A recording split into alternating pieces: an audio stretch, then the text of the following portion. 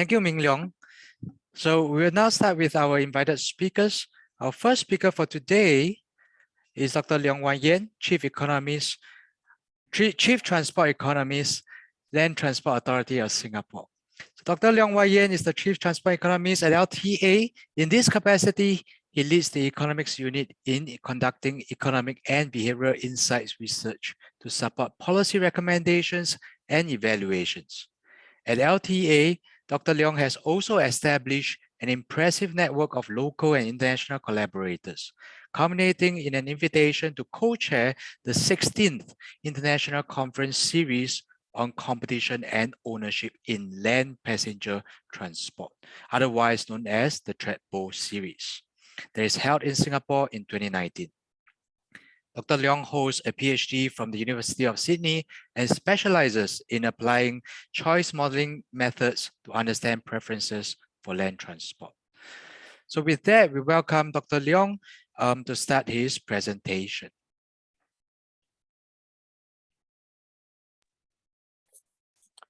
Okay, thanks very much, Theseira. Thanks you for the introduction. That was an important distinction or a qualifier you put there about Chief Transport Economist, because I think our Chief Economist is also in the audience, so we don't really want to confuse with both of us. And when you mention local collaborators, I also want to acknowledge Walter, who is also on the panel today. He's actually one of our local collaborators. He has worked very hard with us, on some of the projects. And I think I will also mention his involvement in a couple of projects as we go along.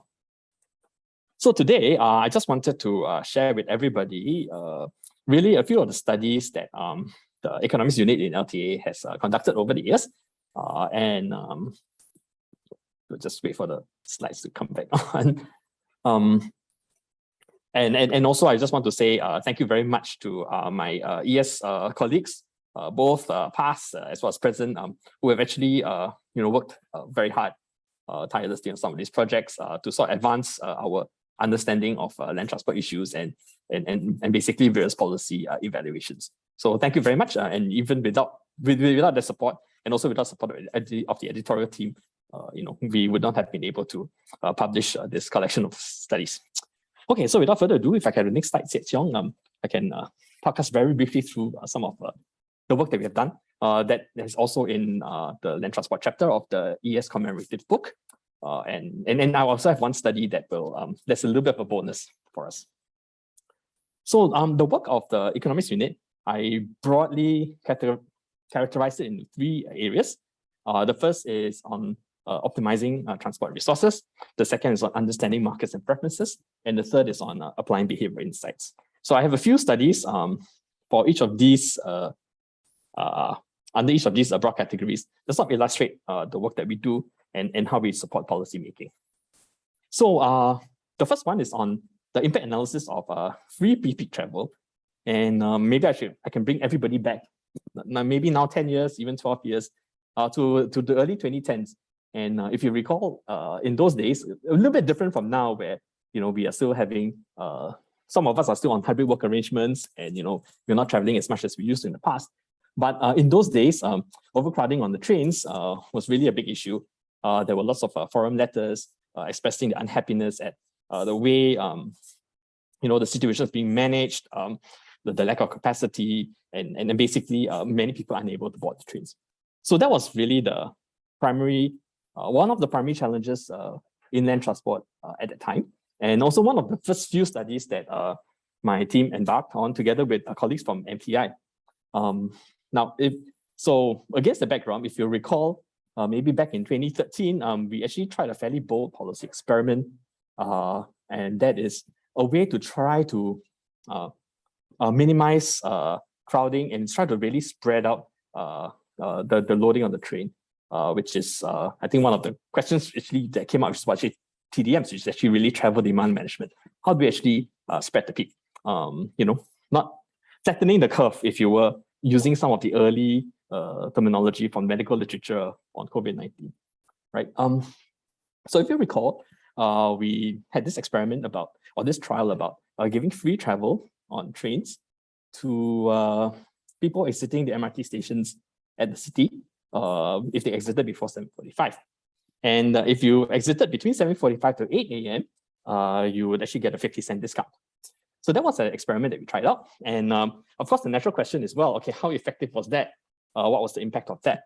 So some of my colleagues at MTI at the time, we actually decided to take a look at the data to see what we could find.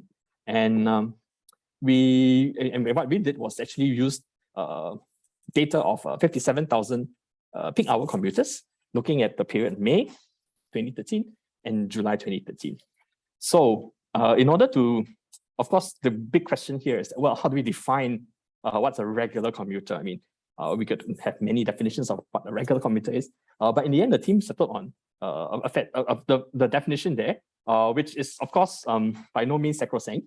We can actually, depending on how the needs and of the policy question, you could vary that a little bit. But for the purposes of the study, we just defined it as, well, okay, if you appear enough in the data set, enough times, we consider it regular. And so in this case, we looked here at people exiting between 8 to 9 a.m. For more than half the weekdays. That's regular. Now, based on this data set, we identified the regular commuters. We also looked at what the patterns were like post implementation of that free pre-peak travel. And so we said, okay, well, we want to see you exit for more than half the time before 10 a.m. at CBD stations. So if we go to the next slide. So this is what basically we found. Now, if we were to use a control group or placebo group, as what I've described in the book chapter, basically controlling for variations in travel patterns at stations that were not affected by the FAPT, we actually find that about 5.8% of the regular peak hour commuters switched to free or discounted travel. And I think Morten might also recall that over when he was at NTU at that time, I think he also tried to do a similar study and came to a fairly similar conclusion as well. Now, again, if you notice this chart here, and maybe it wouldn't surprise you at all, it's just that if you were close to the policy window, that means if you were originally traveling, around 8 o'clock, 8:15, the chances of you shifting to the pre-7:45 window, the free window, was reasonably higher compared if you were to travel further away from the policy discount window. And again, it's fairly logical. If you are traveling, exiting pretty much around 8:45 to 9 o'clock, it really will take you a lot to try to shift about 45 minutes or even 1 hour earlier to get to work earlier, right? I mean, so this decay is something that we were expecting. I mean, it's not illogical, but it was actually a very fast decay. So if you see at about 8:15 or 8:30, you find that actually the effect was almost negligible, very, very marginal. And really we weren't affecting the people who were traveling at that time. And those time windows were really what we call the peak of peak. We really wanted to impact those people traveling in those windows. But as we know, the free travel was really only impacting travel closest to the policy window or the policy end of about 8 o'clock. So they were not really very affected by the FAPT. So what could we do? Can we have next slide, please? So based on that finding, my team, together with an academic from NUS, so we decided that, well, okay, maybe could we actually tailor incentives to individual habits that could actually influence that peak of peak window between 8:30 to 9 o'clock. So the idea was the following. Okay, I look at the time that you travel, well, whatever time that is, and then I'll give you a certain step-up rebate, perhaps a step-up rebate where, if you're able to shift about 15 minutes away from that window where you normally travel, I might give you a little bit of a discount. If you are able to move 30 minutes away from the original window that you're traveling, I might give you, a full rebate, free travel. So that was basically the idea that we wanted to test out. And we tested this out in a randomized controlled trial setting. So in one of the treatments, we said, okay, I will just give you a full rebate for tapping in more than 30 minutes from your usual travel time. So it's a little bit like free travel, right? Where I'll just give you one step, one rebate, and that's that. In the second condition, what we wanted to do was, hey, okay, I know that's a little bit hard for you to maybe make that one big jump, but maybe I can actually reward you for making a smaller jump, but because it's a smaller jump, I'll give you a little bit less. So we said, okay, we will try about giving you a 50-cent rebate for making the smaller shift. So between 15 to 30 minutes from your usual time window, give you 50 cents. If you were to exit after or before 30 minutes before your usual time window, we'll give you the full rebate. So that was actually the second condition, second treatment. So we kind of layered on an additional step. The third condition was a combination of the first two. But then, well, as economists, we kind of know, oh, okay, well, surely if we gave more incentives, people would shift more. And quite likely so, right? But we wanted to know what's the extent of the shift. So we said, okay, if you were able to show me some number of full rebates, full 30-minute shifts, I'll give you a little bit more. So like for 5 trips, I'll give you extra $2, all the way up to 30 trips over a 2-month window, I'll give you up to like $15. So as a bonus, basically powering up the incentive.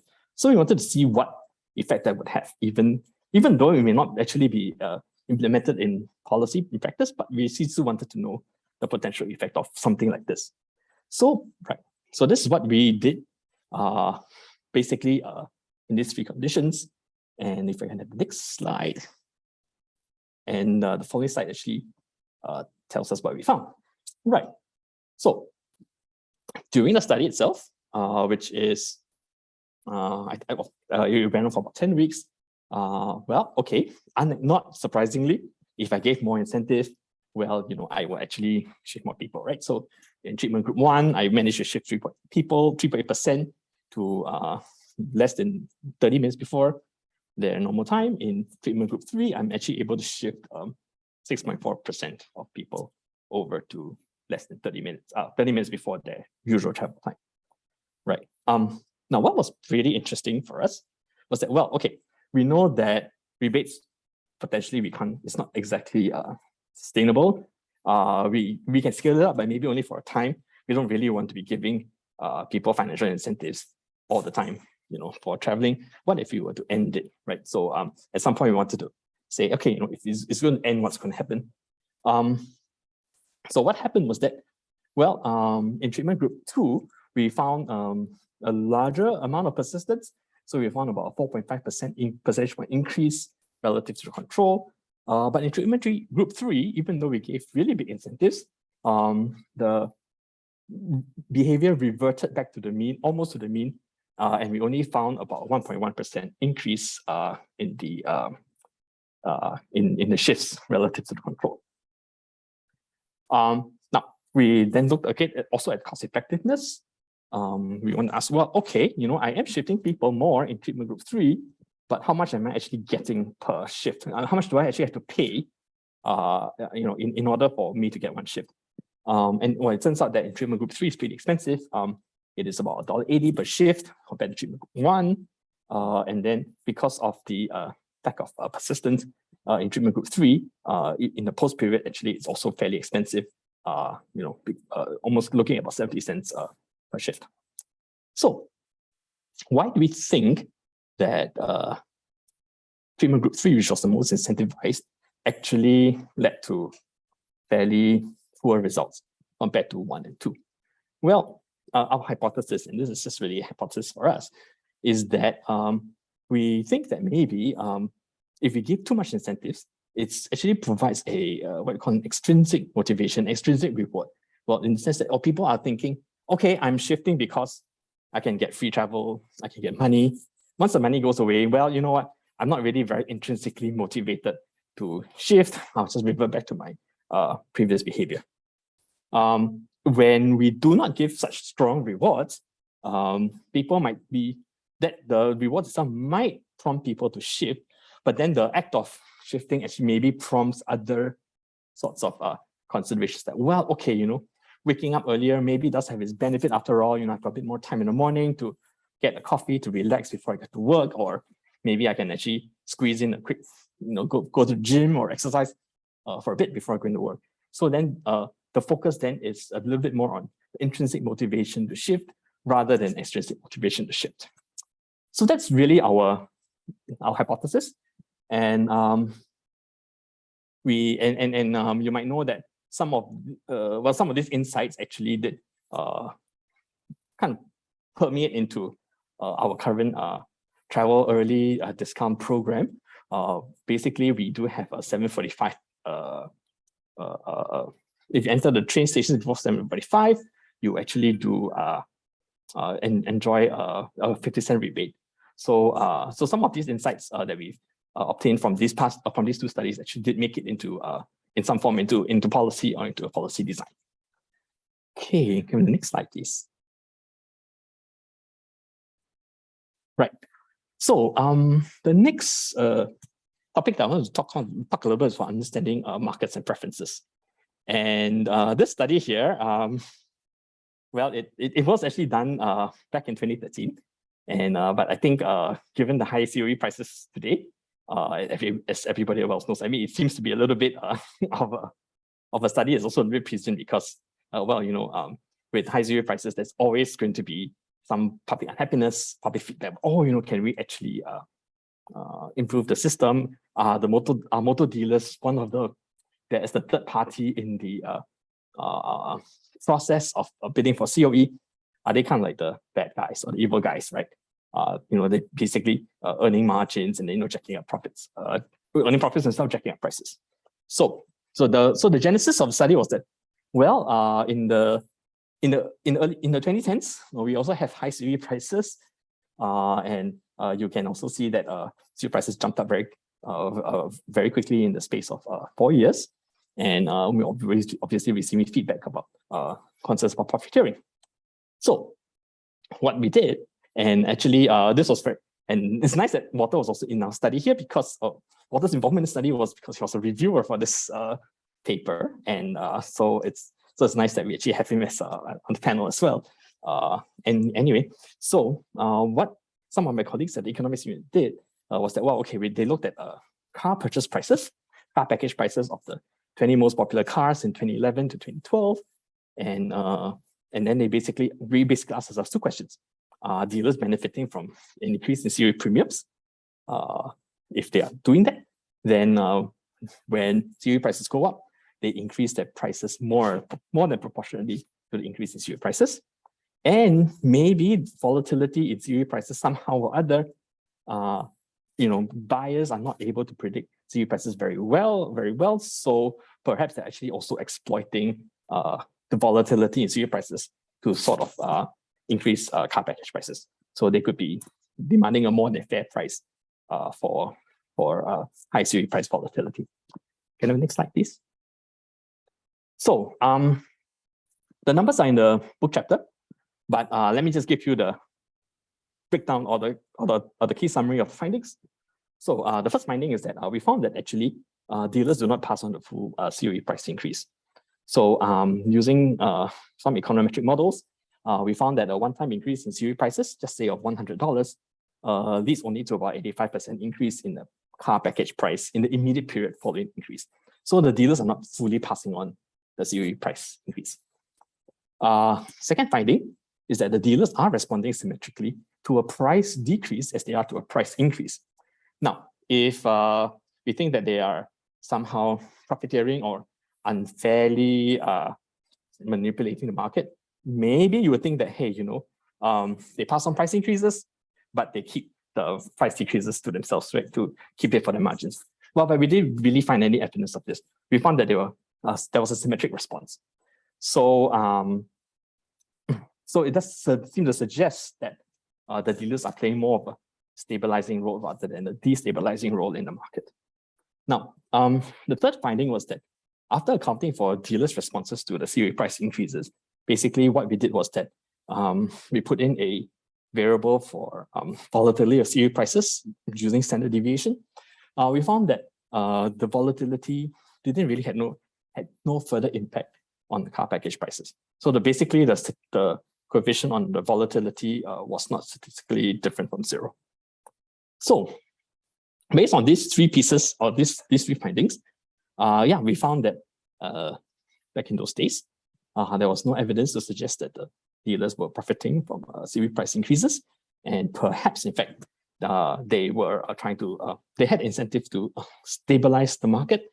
They were, in fact, taking on some risk of some of the risk of price volatility as well. And that's seen because in the market today, they offer package prices to car buyers, and in return for offering a package price, they do try to bid the COEs for the prospective car buyers at a certain agreed upon price. So in that sense, you might think that there's some possibility that, or there's some incentive for them to try to stabilize prices. Okay, next slide, please. Right, so this is a project that was not in the book, but I thought I'll also share with you something that we have done quite recently together with colleagues from the Ministry of Communications and Information, and that's really to try to understand preferences for EV adoption. As many of you know, we are actually moving towards we have a clean energy vision by 2040, 100% of models have cleaner energy. And we expect that a good proportion of these vehicles are electric vehicles. So we wanted to understand what are people's preferences or reactions to choices between an EV and a internal combustion engine vehicle. We just call it, simply for short, we just call it ICE vehicles. And so it's a stated choice experiment. And I guess in the transport economics chapter, we have to have some mention of a stated choice experiment study. So this is it. But at least we talked a bit about an active mobility example in the book chapter, but I'm presenting the EV part. So basically what we did was that, well, okay, we sampled about 1,000 prospective and current vehicle buyers. We gave them two options. We said, okay, here are two options.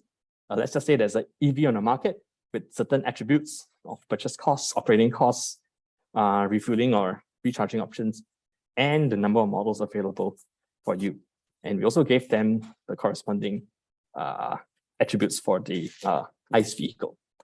So in a stated choice experiment, what you do is that you ask people a series of choice scenarios, and then you ask them, well, under this scenario, would you buy an EV? Would you buy an ICE? What would you do?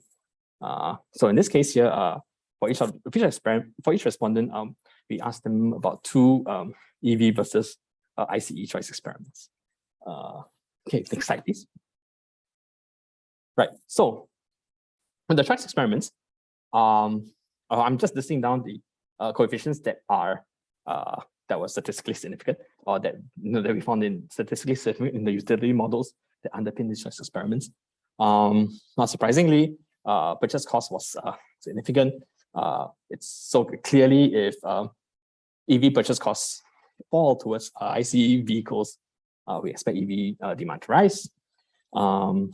Charging availability was something that comes up fairly significant, especially charging availability both at the home car park as well as the workplace. So that was quite strongly significant.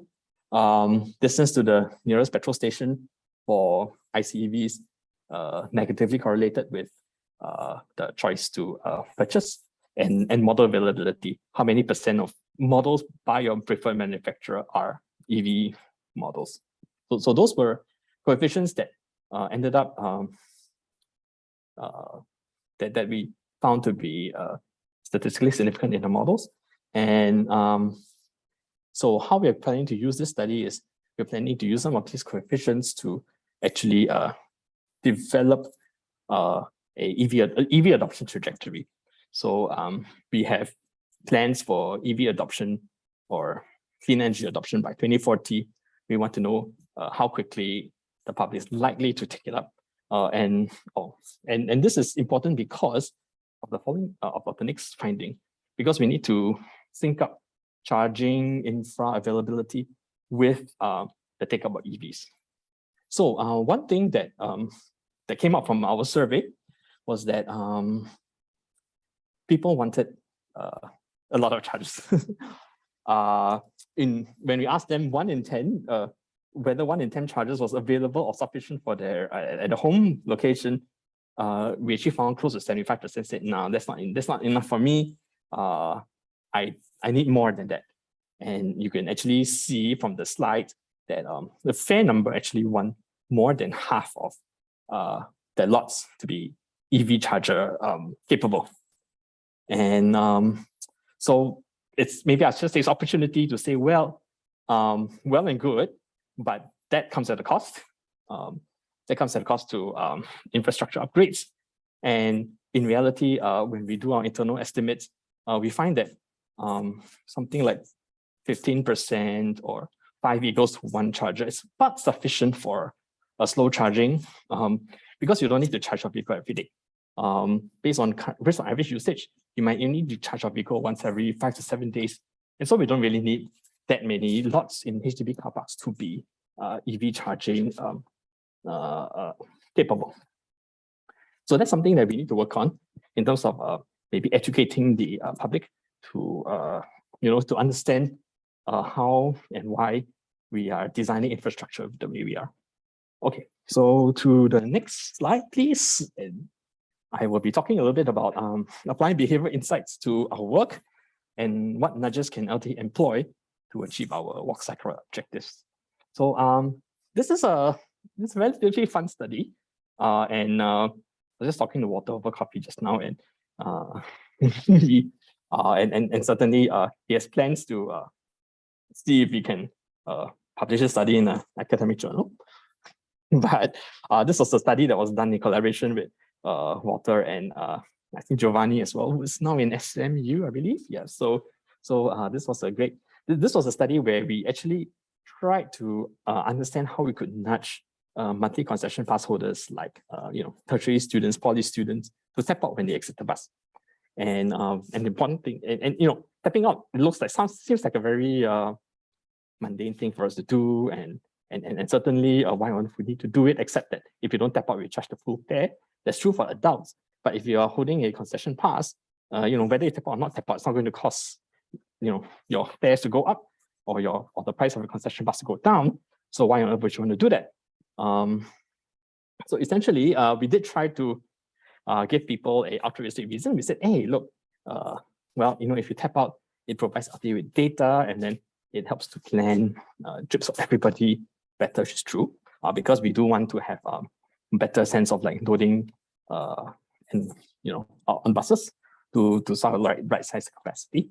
So that's what basically the information that we wanted to give out to them employed this reasoning as well. And so if you remember some of the old tap out posters prior to our current tap out posters that we have, it did say something like tapping out helps provide LTA with the data that we need to plan buses better.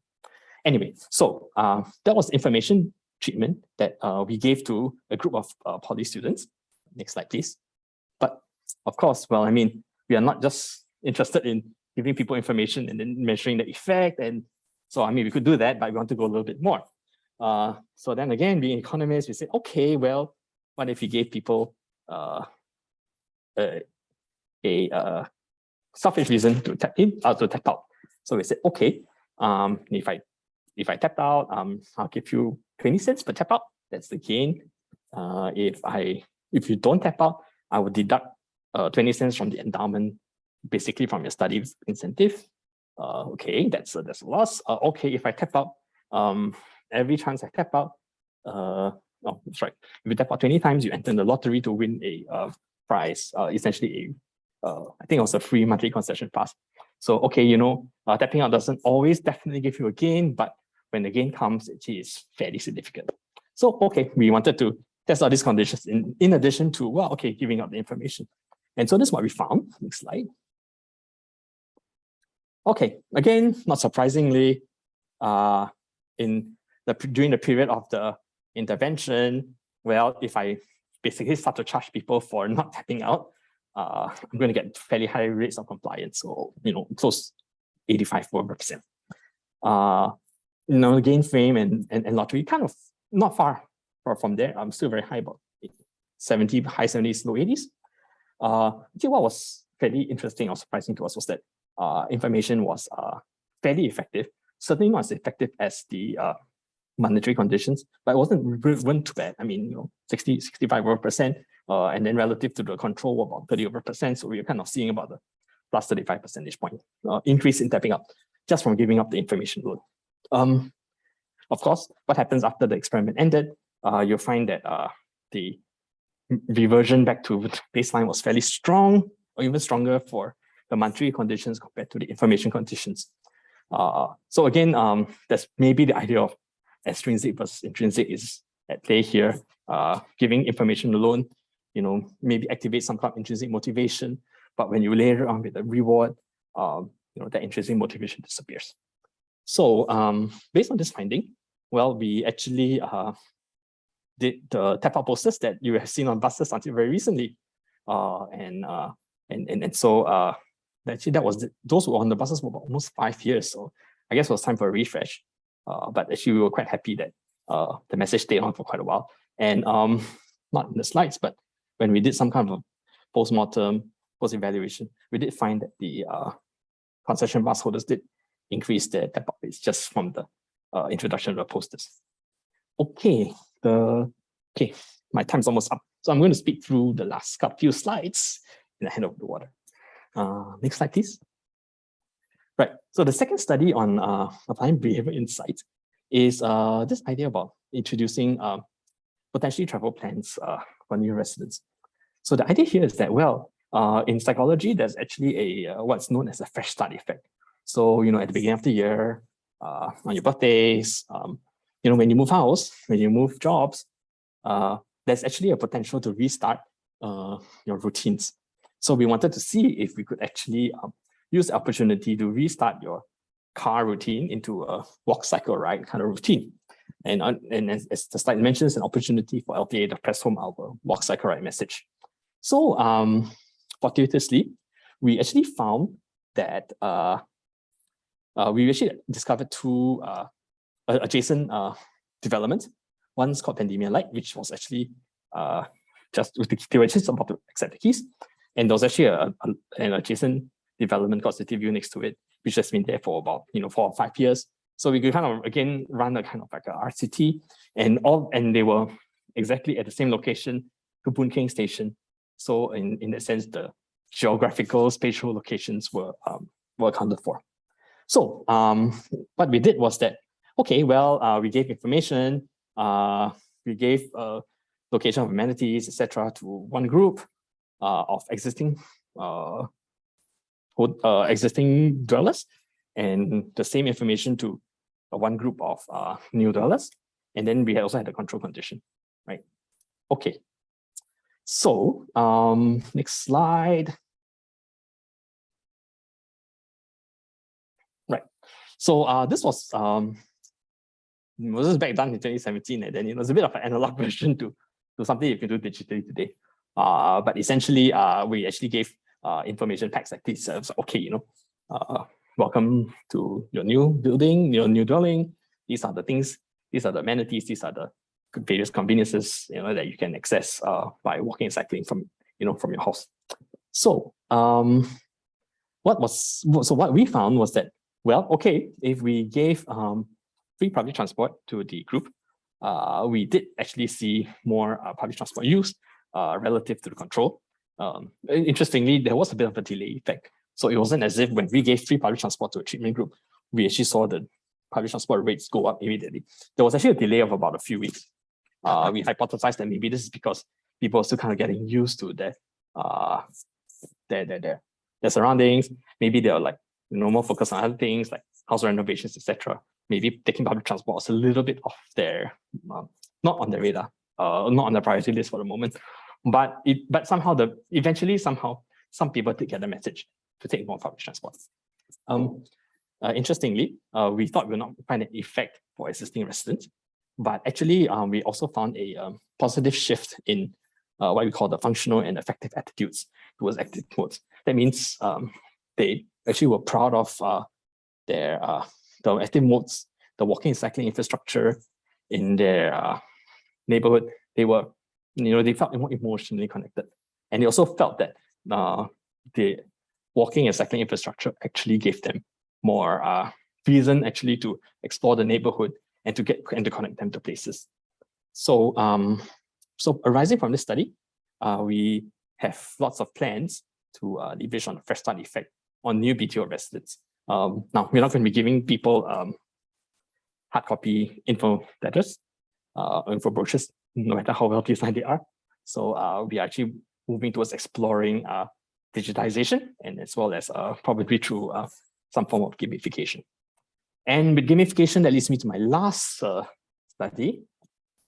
And we are also trying to use gamification to encourage primary school students to travel by car-like modes to school. You might have seen recent reports of uncivil behavior outside schools, parents causing congestion, knocking over security guards, etc. So, and we know that not all solutions are infrastructure based, and certainly maybe even existing schools, it may not be possible to expand road network or smoothen the traffic. So what can we do to actually reduce the demand or reduce the desire of people or parents wanting to send their kids to school by car? So we hit on an idea called gamification. Basically, the idea is really very simple. We just give 1 point to kids who come to school by car-free mode, and 0 points if they come by car.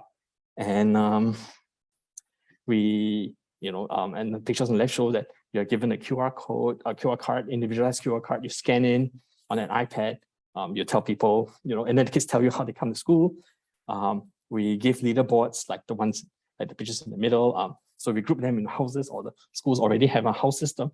We just assign them to a house, and then they kind of compete against each other to see which house actually comes by car-free modes, or which house is more successful at coming by car-free modes. And the next slide. So, so the results here are actually really quite encouraging for us. So what, very simply put, what we found was that in the pre-period, before we introduced the games, we're looking at an average of about 60+% coming to school by car-free modes. During the game, it goes up to more than 90%, even among the, and there was actually really very strong performances across the 3 schools that we tried it out at.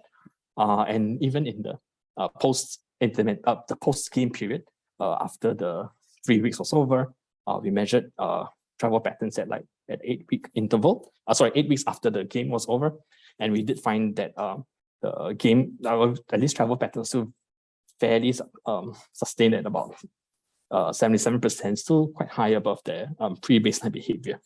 So because this was quite a successful trial for us, one thing that we want to do together with colleagues from the environmental agencies like MSE, we're actually planning to scale up what we call this the one-off challenge to have more primary schools. And I think going forward from next year onwards, we're going to have maybe 10 primary schools come on board, and then that will rise to about 30 primary schools by about 2024, 2025.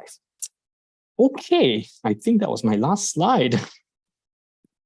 Right, okay, so I finished, taken slightly 5 minutes beyond my allotted time, but I hope you enjoyed the presentation, and I will look forward to taking some of your questions in a bit. Okay, thank you, Wayne. That was certainly a very, very interesting and comprehensive presentation covering many different studies, addressing questions that were very relatable to our lives, right? And we can see that the different applications of methodologies that we use in economics to address all these questions. Since we're running short of time, we'll leave the questions to the very end. Next up, we have Associate Professor Walter Theseira. Let's hear what he has to say while Wayne can look through some of the questions, many questions that have come. So feel free to keep posting your questions either in the Q&A function or just directly through the chat function. All right. The session is recorded and will be posted on YouTube, but the slides will not be shared directly unless there's any specific request for it. All right, so allow me to introduce Associate Professor Walter Theseira, someone that's probably quite familiar to most of us.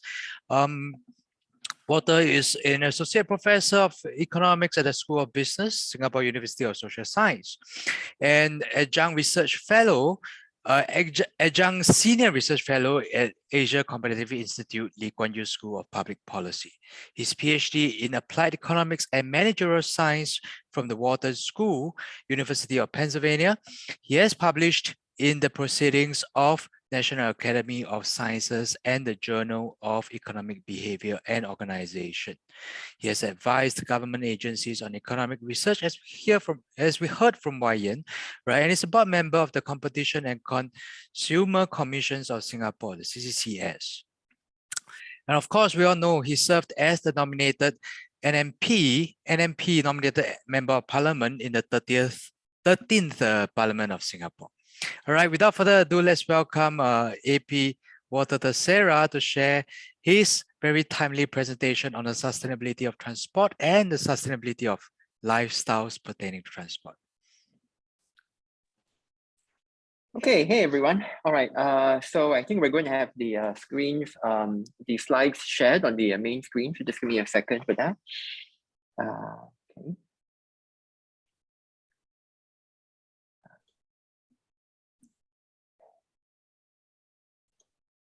Okay, so you know the reason why I think I framed the talk this way is I think it's common to think about transport and the contribution that transport actually makes to sustainability, or I might say the lack of sustainability. Because anytime we think about how to deal with the sustainability crisis facing the world, it's very quick and easy for most of us to point to problems with transport as major contributors to the sustainability crisis. I mean, it's easy to think, for example, about problems caused by air transport, right? That might affect sustainability. But I guess what I wanted to do here is to, reframe the problem a bit and to have us think a bit more seriously, perhaps, about the ways in which it's not just transport that is a problem. There's actually a bigger problem here, which is the economic choices that we make in transport transport in a way is just an enabler, okay, of those choices which we make. And some of those choices are bad for sustainability. Okay, so so let me just make sure I can click on, Okay, so let me start by posing this question, right? What proportion of global CO2 emissions do you think are caused by road transport? Is it a high or a small number? Well, just have a think about this. You don't need to put an answer. It's not going to be a poll or anything like that, but let me just show you what it is, right? So road transport actually accounts for the majority of all transport emissions. And in fact, road transport actually accounts for about 15% of all CO2 emissions. And most of this is actually from passenger transport. And I think this should be a bit interesting or surprising, right? Because again, a lot of us think, look, the transport sustainability crisis is caused by those guys who are flying. And yeah, aviation is a problem. You can see the aviation forms maybe about 11% of global CO2 emissions for transport, but actually the vast majority of transport emissions are from road transport, and about half of that, about 2/3 of the road transport emissions are actually from passenger transport, right?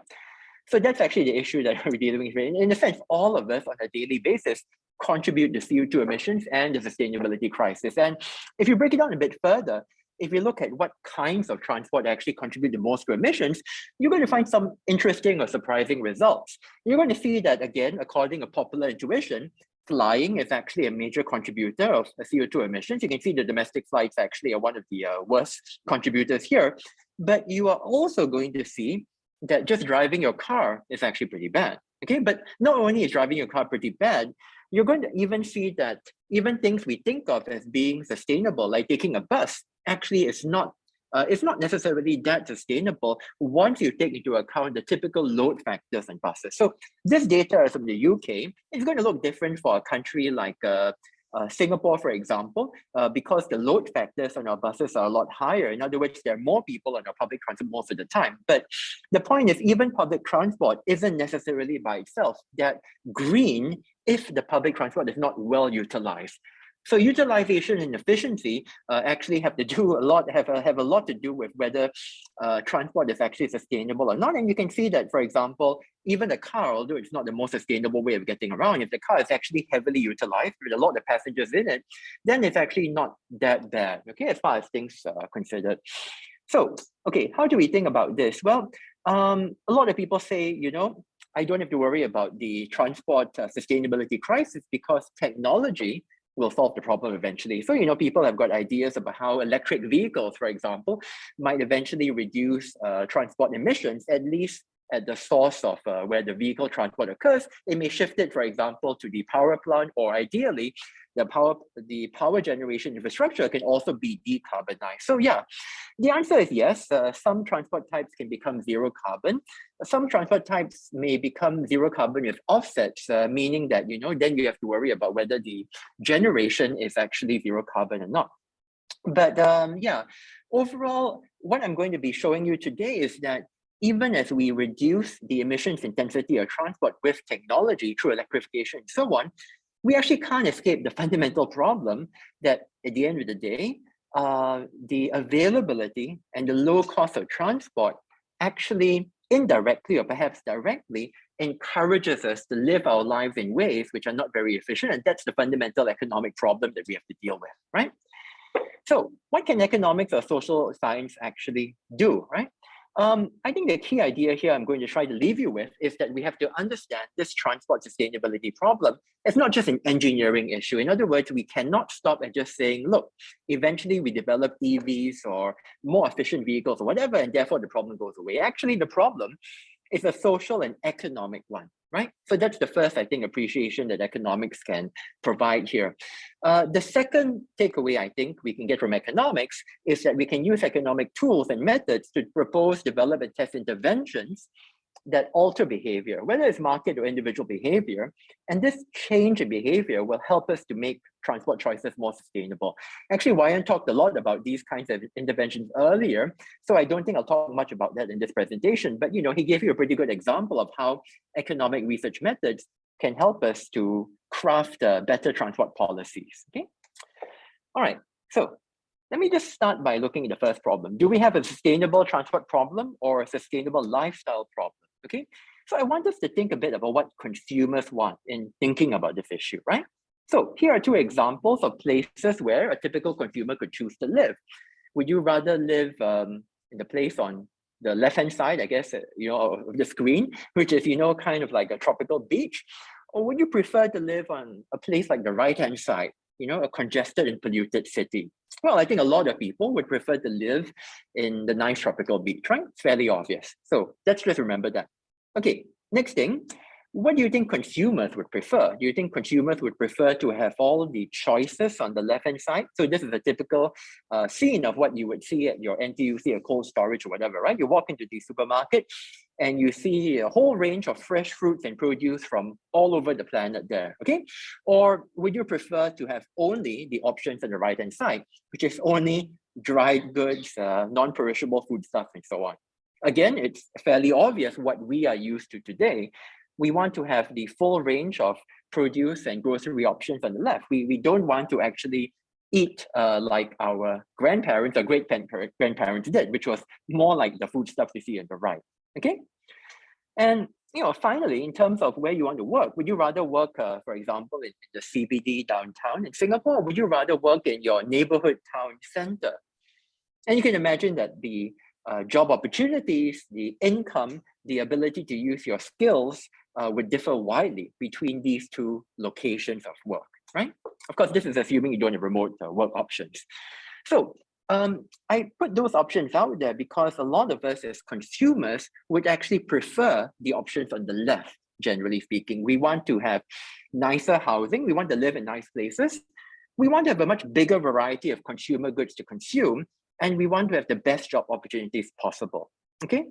But the problem is going to be this. It will also be obvious that in most cases, or in all of the cases I just talked about, actually exercising those choices requires transport, okay? Or to put it another way, our ability in the modern day to actually exercise the full range of choices that we expect and that we think we deserve in a modern consumer society is largely made possible only by the availability of extremely cheap transport, okay? And in fact, the availability of extremely cheap transport incentivizes, or you might say encourages us to make those kinds of choices, which end up causing or contributing to the sustainability crisis. And I'll talk a bit more about what that means later. But the basic idea here is because transport is cheap, we live far away from where we work, we expect that consumer goods are shipped to us and come to us from halfway across the planet. And we basically take long commutes in our stride because those commutes are relatively pleasant and easy for us to do. And we're going to make them as long as those commutes contribute to us being able to work in better, higher paying jobs, okay? And so, yeah, we consume transport to achieve all of these things, basically, right? So, maybe to explain this a bit further, I'm going to go through a very simple model of transport costs and manufacturing to show you why the reduction in transport costs is actually so important to explaining some of the choices we make in the modern era. And I won't go too much into the model, but this is just to sketch it out so you can see, how some economic methods are actually applied to explain these issues, right? So don't worry about this. I won't be going through the model in the detail, but the basic idea is very simple. Just imagine that you're in an economy where there are only two things you want to consume. Let's say shirts and bread, okay? And as a consumer or as a worker, you could either make shirts or you can make bread. But the key difference is going to be that there is such a thing as a factory, right? So factories have got some kind of technology. They allow you to make shirts in particular much more efficiently, okay? So let's take a look at what the factory does for us and how transport actually plays into this, right? So this graph is going to show you the cost to buying a shirt or making a shirt at the factory. Okay, so how's this graph going to be read? Well, the factory is at the position marked 0 in the graph. Okay, so basically if you are to the left or to the right at that point, you are some distance away from the factory. And the height of the graph is simply the price of getting something at the factory, in this case, shirts, right? So where does the height come from? Well, it comes from essentially the production technology of the factory. If the factory is more efficient at making shirts, then the price in terms of the other good, right? The thing you could be making instead, that will fall. And vice versa, if the factory is less efficient and the price rises. So our interest here is not in the economics of factories. Our interest here is largely in the economics of transport, okay? So I'm going to show you, what does this graph show us? This graph shows us what happens when we add transport costs to the mix. Okay, so what do I mean by transport costs? Well, if you are to the left or to the right of the factory, you are basically a further distance away from the factory, right? So for example, if you look at point G on that graph, that's somebody who is 2 miles away from the factory. If you look at the points on the extreme ends of the graph, that's a consumer who is 8 miles away from the factory. So why is the graph Y-shaped? It's Y-shaped because the idea here is the further away you are from the factory, the higher the effective cost is of consuming something from that factory. And the curvature of that graph, basically how wide the Y is, that's determined by transport costs. If you're in a world with very high transport costs, then the Y is very, very steep. If you're even a very short distance away from the factory, you face pretty high effective costs of buying something in the factory because it's going to be very expensive to ship that item over to you. Or conversely, it's going to be very expensive for you to go to the factory and buy that item. Okay, but if you live in a world with very low transport costs, then actually you don't even have a Y. You actually just have kind of a flat cost, right? You have a flat cost because the moment something is made in the factory, in a world with very low transport costs, it costs hardly anything to ship that item from the factory to you wherever in the world you live, okay? So that's the key insight here of this kind of model, right? So, further extension of the model shows you that if you live in a world with multiple factories, well, the production radius of the factory, or you might say the market radius of the factory, is simply again determined by transport costs. The higher transport costs are, the lower the effective market radius of the factory, but the lower transport costs are, then each factory can address a bigger and bigger market, okay? So why do I go through all of this? I go through all of this because the key story actually behind globalization, right, for the last couple of 100 years has been the continuing decline of transport costs, right? So just think about the age of sail. You wanted to go from England to Singapore, okay? In the 1700s and the 1800s, that journey would actually take you the better part of a year, okay, to get from England to Singapore. But once steamships were invented, that journey of months was reduced to just a couple of weeks. And today, that journey is reduced to just hours with airplanes. And because of this continuing reduction in transport costs through globalization, well, putting it the other way around, this continuing reduction in transport costs is actually what largely explains globalization, because essentially factories today, if they're efficient enough, have a market area equal to the entire planet, right? So you can find stuff made in some factory in China pretty much anywhere throughout the world. And that's because that factory is efficient enough and transport costs are low enough that basically that factory gets to capture the entire global market for the product, right? The Y is not even a Y in the graph earlier. It's basically just a flat line. It hardly costs more to ship it from Shanghai to Singapore than it costs to ship it from Shanghai to San Francisco, okay? Or maybe even Alaska. So globalization is in large part the story about lower and lower transport costs. Okay, but let's also look at it not just at the macro level of globalization, let's also look at how transport costs figure into what Singaporeans do. And I'm going to show you some data now from the Singapore census, most recent census 2020. Okay, so this, if you look at the right-hand side of this, you'll see that we have a map here based on the most recent census of where people are living. That's a resident population, okay, on the top hand, that's in green. So on the top hand part of the graph, the darker areas are areas of a higher population density, okay, or greater population counts in Singapore. The bottom part of the graph in orange is the counts of employment, right? So in the bottom graph, the more orange areas mean that these are areas with more and more people employed. But on the top graph, the more green areas show us parts of Singapore where there are more people living. And the first thing we can take away from this, the most obvious thing, is that there is a pretty significant mismatch between where people live and where people work, okay? In Singapore, most people live in the HDB new towns, and in particular, in the more outlying new towns. Those are the areas which tend to have more of a population, right? They were developed later, the land cost there is lower, population density is still pretty reasonable there, so a lot of Singaporeans live there. But the bottom part of the graph, the orange one, shows you that Singapore's employment is still largely concentrated in and around the traditional central business district, as well as in a couple of other newer business districts or industrial areas, okay? So there is a mismatch between where people live and where people work. So that's the first point. And this shows up in the census data as well, when you look at the links between where people work and live. And in fact, when you look at the data, you break it down by age, you see that there is quite a strong trend that actually tends to be younger, prime age working people who tend to be the most likely to actually move to a different area for work, okay, compared to where they're living, right? So when I say move, I mean that they commute daily to a planning region in Singapore, which is different from where they're living for work. Whereas older people, to the extent that they do work, they tend to be more homebound, relatively speaking. Okay, they're less likely to travel a long distance for work. And if you think about the questions I asked earlier, it's fairly obvious why people do this. It's because all of us want the best jobs possible. We can find work probably in our same planning region, maybe in our neighborhood town center, but chances are the kind of work we can find there wouldn't make the best use of our abilities, okay? Or it wouldn't give us the best career opportunities. And so we pursue the best jobs possible. And for most of us, that means having to travel perhaps increasingly long distances for work, okay?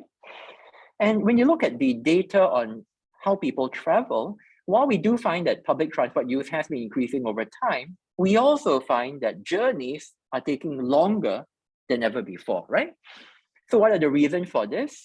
Could it be congestion, for example? That's one possibility, but actually when you look at the data in many other countries, what you find is improvements in transport often show up paradoxically as people spending even more time on travel, right? And of course, the reason why they spend more time on travel is not because each of us enjoy sitting in our cars or sitting on the bus or the MRT. It's not about that.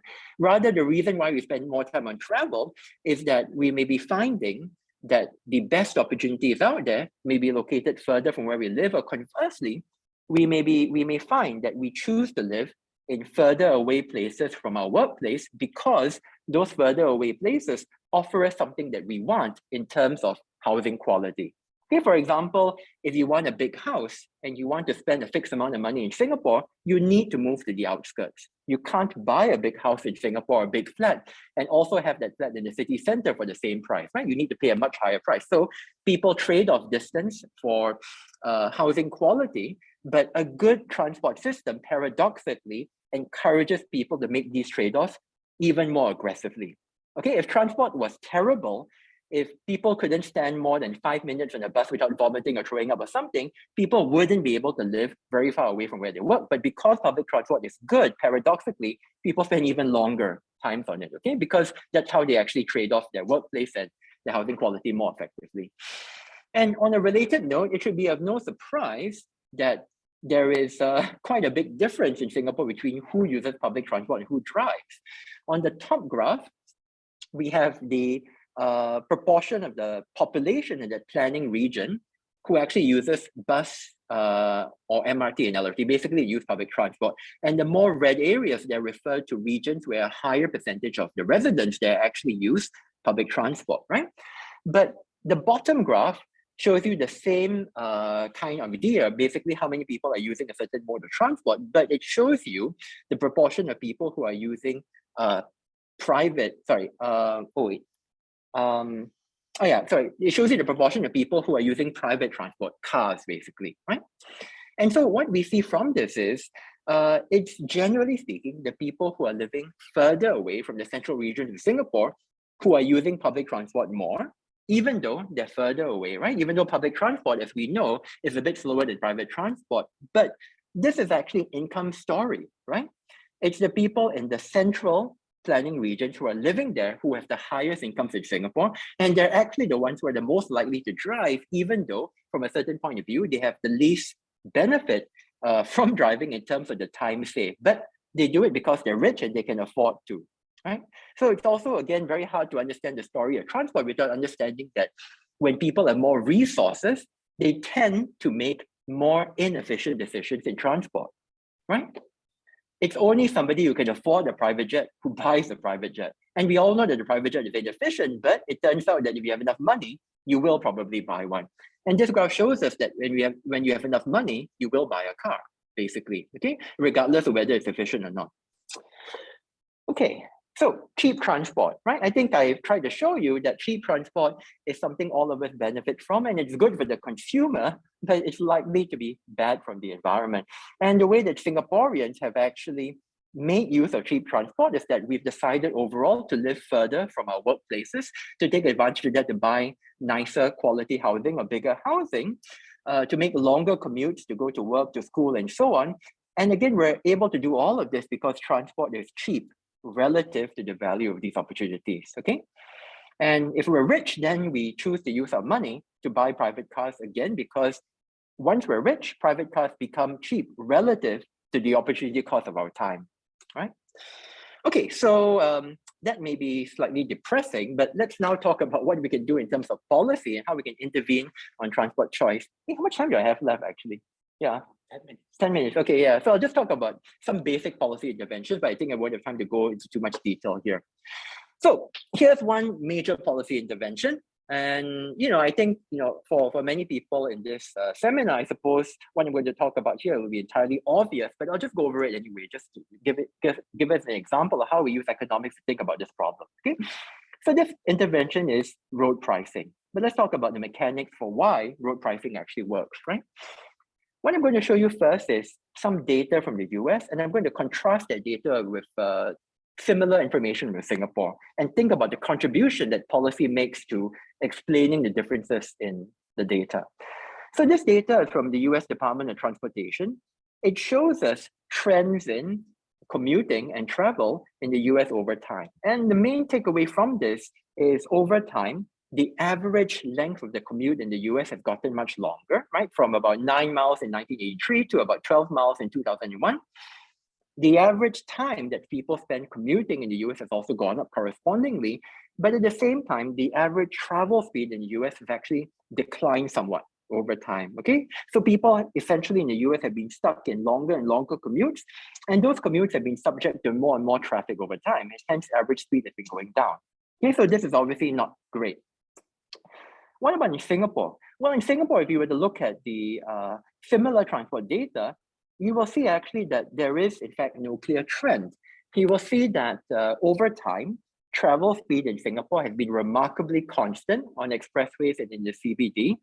And this has happened despite the fact that the vehicle population in Singapore has actually been growing over time. It's only kind of plateaued to zero growth in recent years due to the policy change. Can't remember when it was, about a number of years ago, where there would no longer be any car growth in Singapore. So now we have leveled off, but in the 2000s, where this data came from, there was still a small amount of car growth every year. So what can explain why in Singapore you have got, what can explain why in Singapore you've got more or less constant travel speed despite the growing car population, right? Whereas in the US, for example, you've got longer and longer commutes and slower commutes because of more and more people being on the roads. Well, the obvious answer is that Singapore is doing something different in policy than the typical place in the US. And that thing we're doing different in policy is we're actually managing demand for travel with cars through road pricing, okay? But why do we do this, right? Why do we want to interfere in people's private decisions on car ownership and usage? Well, I guess the simple answer is it might be a private decision to drive, okay, or to buy a car. But to use that car, that's actually a public decision in the end, because you have to use a public resource, the road network. And there is a very public consequence to you driving, which is that the more people choose to drive, the more congested the roads become, and that has a consequence on every other user of the road. Okay, so that's actually the issue that we have to deal with here. So to understand the mechanics of why road pricing can be used, right? We have to assume that if you think about why people travel, okay, by private vehicle, there is such a thing as a distribution of valuations for travel, okay? What do I mean by a distribution of valuations for travel? Well, if I were to get a bunch of motorists, let's say the next 10 drivers to pass by, okay, on a weekday morning rush hour, and I stop them somehow, and I ask them, why are you traveling? Well, chances are I'm going to get a range of reasons for travel, okay? Some people will be traveling for emergencies or urgent appointments. So you could say that they've got very high value to completing their journey on time. Other people are commuting, and maybe they're working in a kind of job where it doesn't matter whether they get to work at 9 a.m. or 9:30. So they also have lots of value for traveling, but these trips could perhaps be shifted slightly in time, okay? Or maybe, held off for a bit. And finally, you're going to have maybe some retirees who, for whatever reason, choose to go and drive to the CBD in the morning to have coffee with their friends. Okay, fine, whatever. But you could say that some trips are for leisure or other reasons, and these are likely to be less valued in the sense that it doesn't matter as much to them whether the journey really happens at that point in time or not.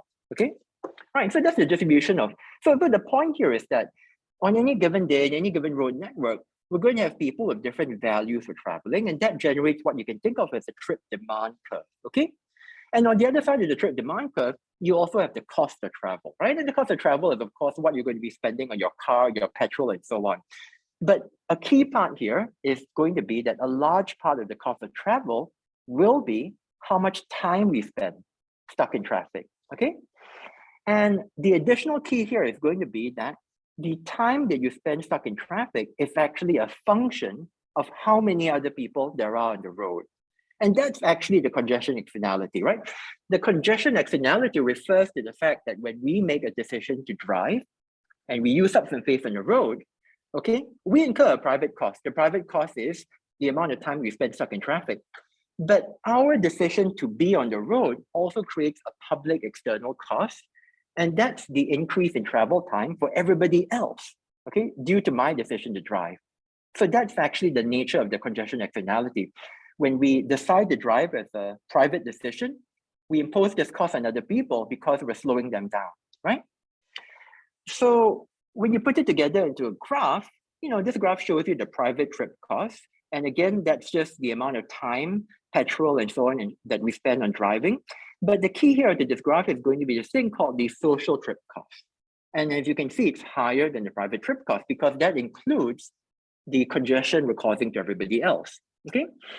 So the downward sloping part of the graph, that's the demand for travel, right? That's the story I told you earlier about how some people have got a high valuation for travel. They're on the left-hand side. Then other people have got a low value for travel. They're on the right-hand side of the demand curve. And the key here really is if you have no policy of dealing with driving, okay, you might say the competitive equilibrium or the natural equilibrium is that point I on the right-hand side, right? Where the private trip cost intersects the marginal benefit from driving or the demand curve. Yep, thanks, that's the point I. So no policy means that you tend to have too much travel, okay, or too much private travel on the roads. But if you do have a policy, and if you use an optimal policy of dealing with congestion, such as charging people for traveling during the peak hour or otherwise inducing them to account for the external cost when they decide whether to drive or not, then you can shift the intersection point over to E instead, right? So point E shows you, point E instead. And point E basically is the point where the social trip cost on the margin is equivalent to the marginal benefit of travel. Okay, so the whole idea here is without doing anything, people drive too much, but there is actually going to be a benefit to reducing congestion, to aligning social marginal costs with social marginal benefits, and that can be achieved with an optimal congestion tax policy. Whether the present congestion tax we have is actually optimal is another question entirely, but the theory behind that is actually quite clear, right? You want to encourage people to consider the external costs when they decide whether or not to drive. Okay, so yeah. So what are alternatives to these kinds of policies, right? Why do we price roads? Why do we build more roads instead? So a lot of people suggest that we should be spending money on improving transport infrastructure instead of just penalizing or charging people for using the transport infrastructure during rush hour. And so they argue for a supply-based solution, right? But what we have seen from the entire presentation until this point is that supply-based solutions don't work for transport, or rather, they don't work by themselves. They don't work by themselves because the entire reason why we use transport so much is that transport is damn cheap. And when you supply more transport infrastructure, it makes the cost of travel even lower, and it basically encourages even more people to travel at that point in time.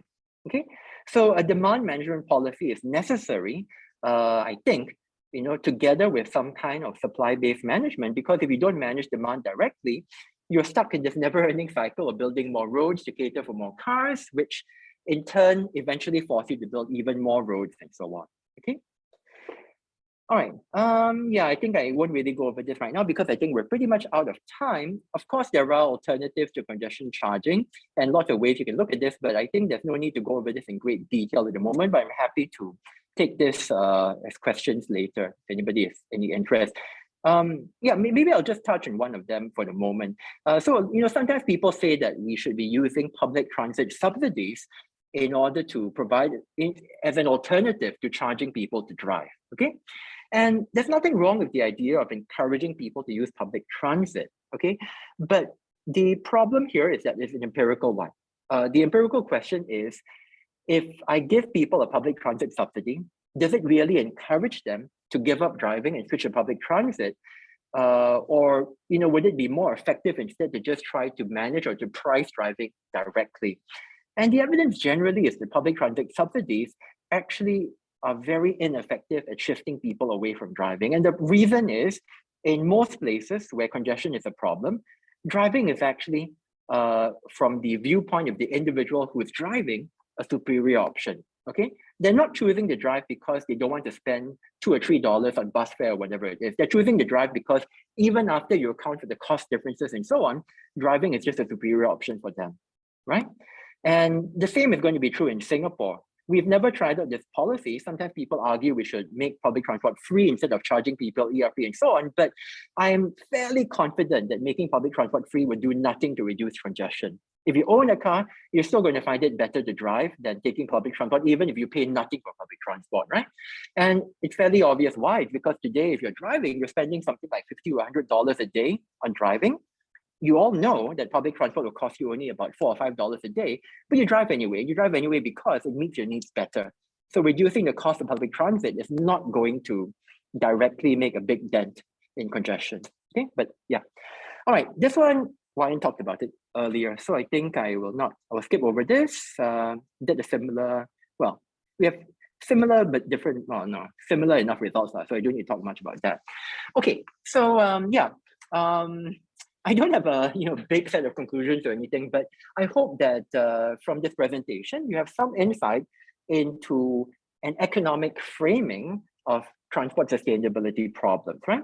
And I think the point I want to leave everybody with is we cannot leave it up just to the engineers and the scientists to solve the climate crisis. Of course, technological developments will help us, get a long way towards solving the climate crisis, but we also need to think about changing individual and market behavior.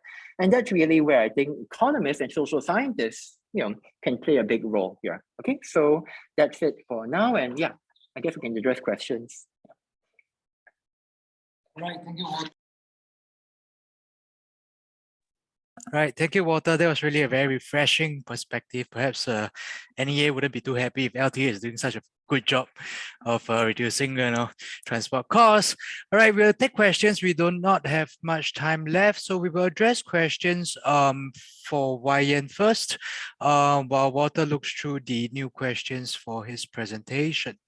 We'll start with the question that was posted first on the Q&A section by the anonymous attendee.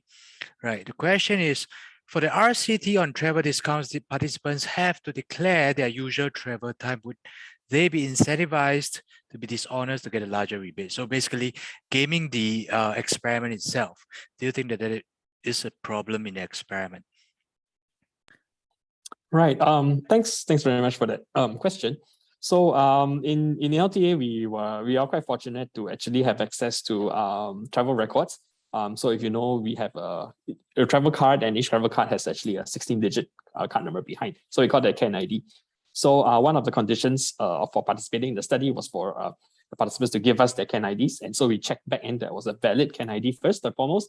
And then secondly, based on that CAN ID records, we can also identify how many times you tapped in at what time. And so in that sense, you basically couldn't lie because we have the backend admin data to sort of to screen out participants.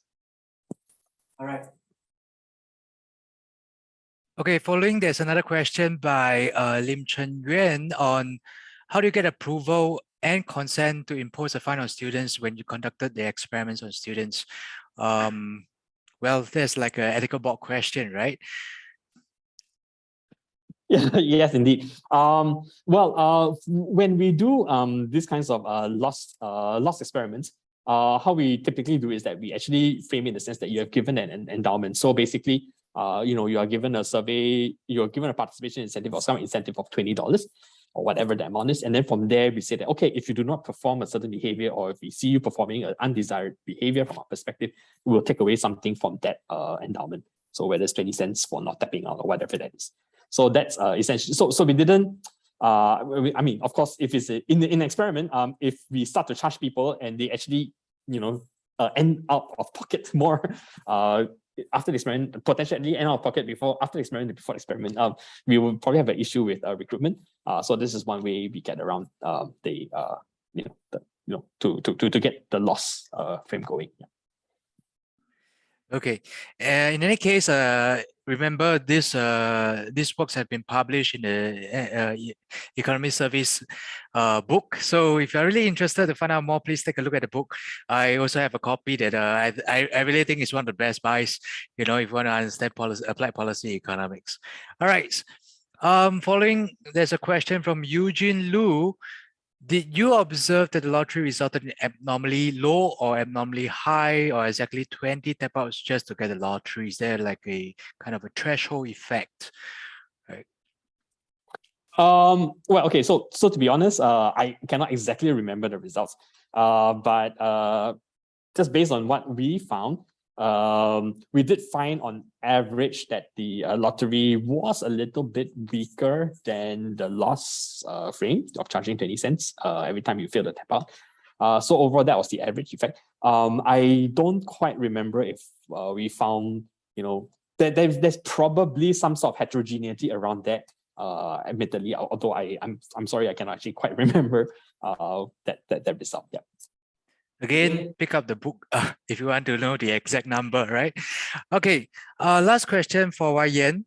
All right, with regards to the first study, this is by Joel.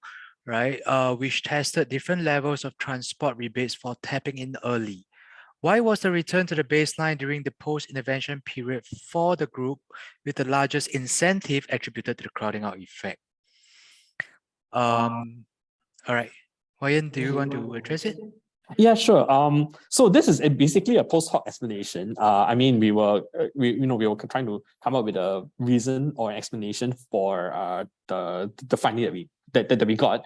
It is by no means something that we actually then went out to test again.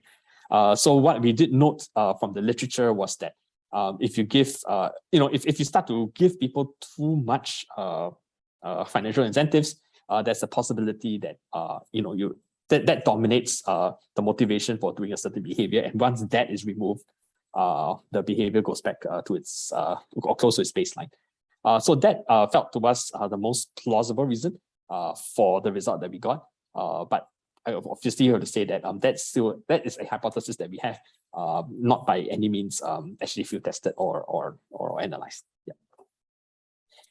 Right, we have one new question that just came in. Perhaps Ryan can address this before we move on to Walter. In what ways do LTA and policymakers use behavioral economics concepts such as sunk cost fallacy, loss aversion, saliency bias, status quo, endowment effect in the design of transport policies? And if you do, why do you apply these behavioral economic concepts and why not? Yeah, so we dedicated close to 1/3 of the chapter to applying behavioral insights. So some of the biases that you pointed out, certainly something that we are cognizant of, and certainly we also employ some other techniques like gamification, using leaderboards, making it fun for students to go car light, etc. So we definitely are quite aware of some of these techniques, and so we do try to incorporate it into our work.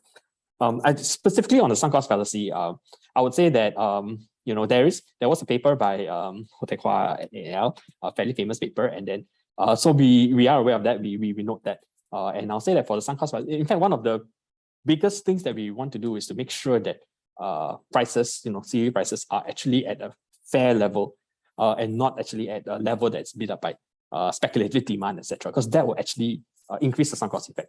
So we have all sorts of rules, to minimize the speculative demand, like no transfer rules, etc. So some of these actually have been implemented, and certainly with a certain view that that there are certain biases, and where we can, we should take steps to not necessarily or mitigate, use policy to sort of mitigate the effects of these biases or consequences of these biases.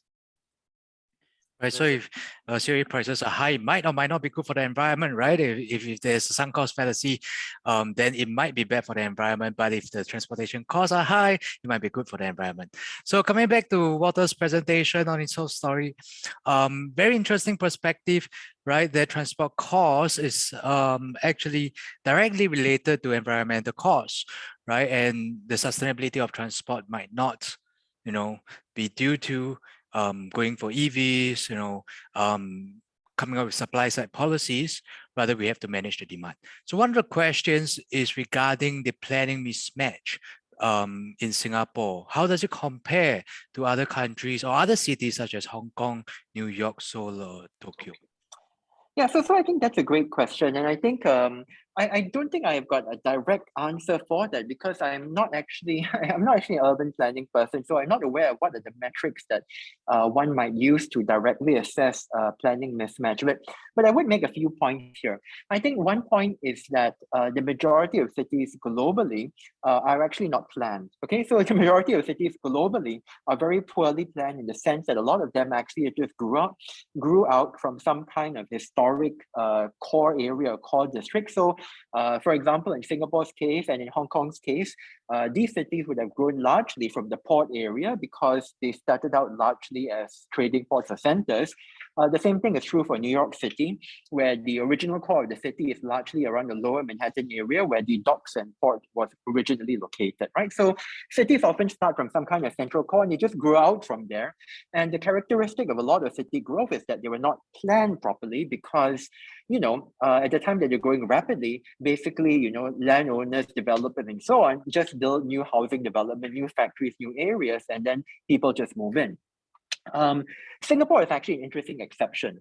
And the reason why Singapore is an exception is that although the downtown core area in Singapore might be characterized by a rough mixture of random development as well as planning under the British, we all know that all of the HDB new town areas are in fact centrally planned in Singapore, right? And that was possible because the government was able to more or less start with a clean slate in most cases by redeveloping or developing those areas from what they were originally, which was largely villages and outlying farms and so on. But our challenge is a bit different, okay? Our challenge actually shows us the problem that low transport costs and affluence actually creates. Because in every HDB town area in Singapore, there is excellent central planning in the sense of making sure that that town area is self-contained in having schooling options, in having commercial areas, right? In having, in making sure that people don't have to go very far to go shopping, to go to school and things like that. But what's the problem here? The problem in Singapore is that I can build you a school next to where you live, but I cannot force you to go to that school. And generally speaking, you will not go to that school if you believe that there is another school out there in Singapore which is better for your children, okay, which is more elite, which has better educational outcomes, whatever the case may be. So we have a huge amount of movement that takes place in Singapore, regardless of planners' efforts to ensure that each town area is integrated, because when transport is low cost or when the perceived benefits of being able to go to where you want is much higher, like there's a much better school out there for your kids, you will very happily go on a long commute every single day to take advantage of that opportunity. Okay, so, and this is to some extent not unique to Singapore. You can always go and master plan and create communities which are well integrated in terms of commercial, residential, amenities, schooling, and so on. But you cannot force people to actually consume those amenities in close proximity. And when transport costs are low enough, generally people tend to do a lot of movement to reach or to consume the opportunities which they feel fit themselves the best. And that's why you can't really get away from this low transport cost causing a lot of movement and unsustainability problem. Okay, yeah. Thank you, Walter. All right, one last question regarding the regressive nature of pricing transport. Right, if car ownerships are disproportionately concentrated amongst the rich who owns property in the central region, have less use for public transport, wouldn't it making public transport more expensive, right, for environmental concerns burden the low income disproportionately?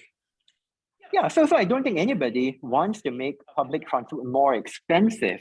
What I pointed out is that making public transport free is unlikely to do anybody any good, at least free for everybody, right? So this is different from saying that you should make public transport more affordable for people who can't afford it.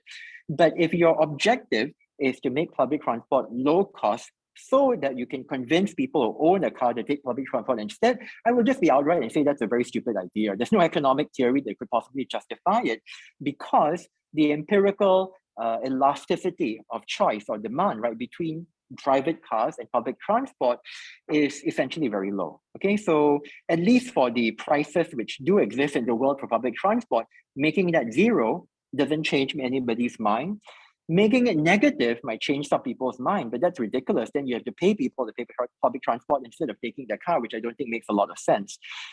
So I think the question is not about, I don't think anybody suggests that you should make public transport expensive in order to improve sustainability. I'm merely pointing out that making it cheaper doesn't do a whole lot to convince people to stop driving and take public transport instead. But then if you think about the broader picture, the broader issue here, right? Ultimately it's a trade-off. It's a trade-off in the sense that when transport is very cheap, whether is it driving or whether is it taking the bus and MRT and so on, of course people tend to consume more of it, right? But they consume more of it not because they enjoy sitting on the bus or MRT. They consume more of it because when transport costs are low, then everything else they want to consume in society becomes more available to them, right? Getting to that job in Tuas when you live in Woodlands becomes easier. Going to that school in Bishan when you happen to live in Tampines becomes a lot easier when transport costs are low.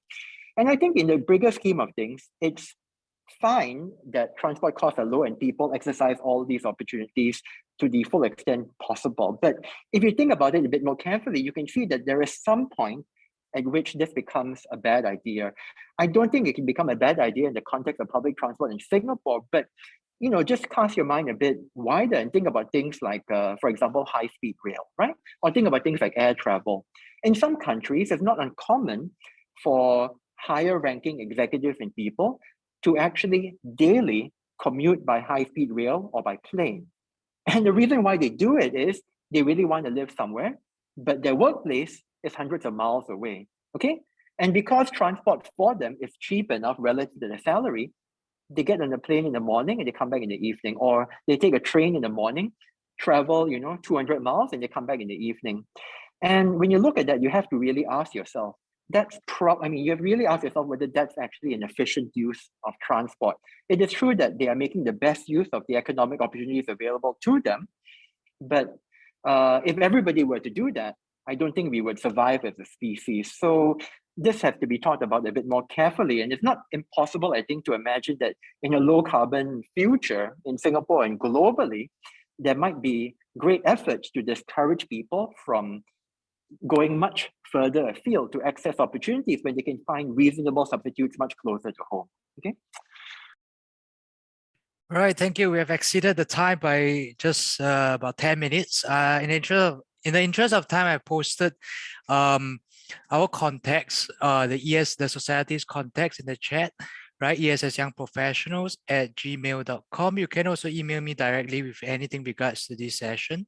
All right. We can also find a recording of this session that will be posted a few days from now on our YouTube channel, right? It's a relatively new channel, so it won't be difficult to find that video. All right, so we have come to the end of the session. Thank you all for staying until this late. And of course, a big thank you to our two invited speakers. This has been a wonderful session. We have covered a lot of different aspects, interesting aspects of land transport in Singapore. So thank you, Dr. Leong Yen and AP Walter Theseira. And of course, my co-host, Dr. Kwan Ming Leong, thank you for joining us today and making this possible. So if you're interested to join more of such sessions, right, you can always look out for our next session on healthcare.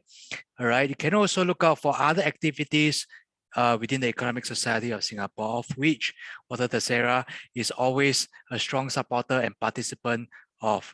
And of course, the book by MTI is really, I'm not getting any commissions for this, but if an economist, you're interested in research and applied policy economics, please pick up a copy of that book.